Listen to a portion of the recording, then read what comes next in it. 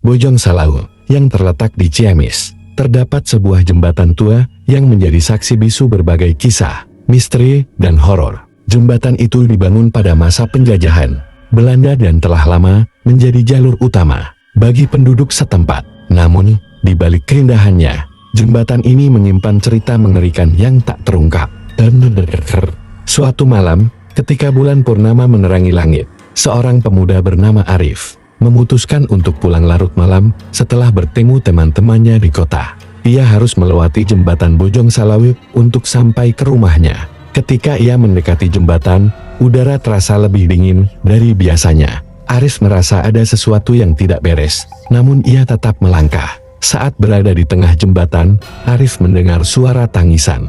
Suara itu begitu menyayat hati, seperti tangisan seorang wanita yang sangat sedih.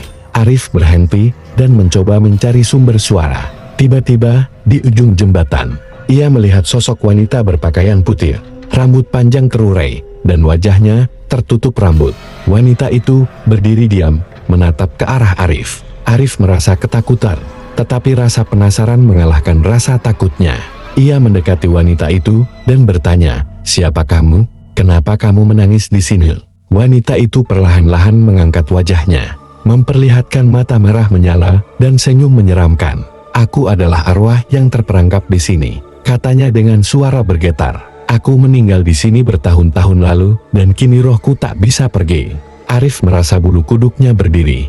Ia mencoba melangkah mundur, tetapi kakinya terasa berat.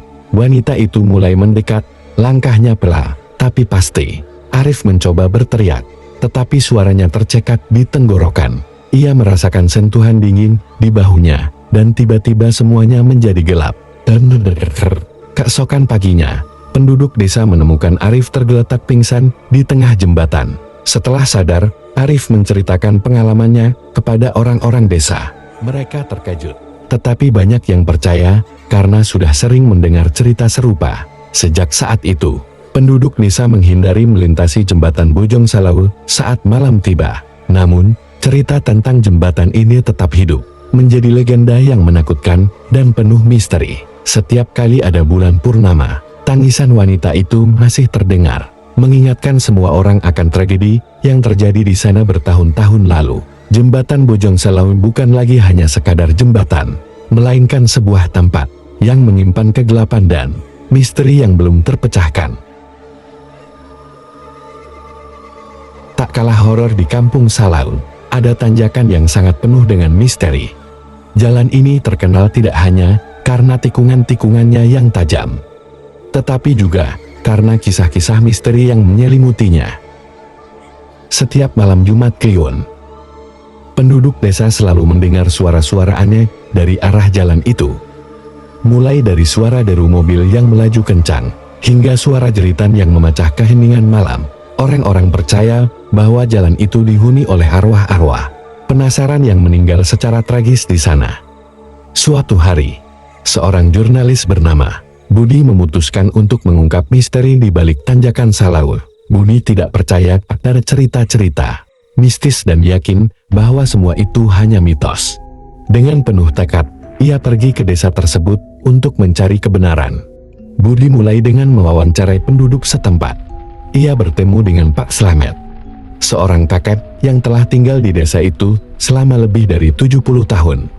Menurut Pak Slamet, dahulu kala ada sebuah kecelakaan besar di tanjakan Salau yang merenggut banyak nyawa. Sejak saat itu, arwah-arwah korban kecelakaan tersebut konon sering menampakkan diri. Pak Slamet juga menceritakan bahwa pernah ada seorang pemuda bernama Joko yang mencoba menantang legenda tanjakan Salau. Joko membawa mobilnya melaju kencang melewati tikungan-tikungan tajam jalan tersebut. Namun, tiba-tiba mobilnya hilang kendali dan Joko tewas seketika. Sejak kejadian itu, suara deru mobil dan jeritan di malam hari semakin sering terdengar.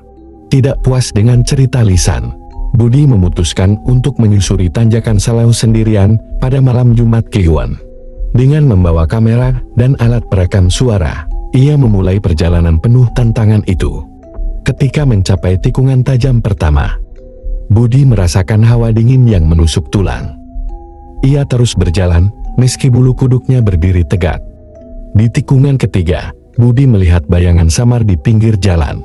Ketika ia mendekat, bayangan itu menghilang seolah tertelan oleh kegelapan.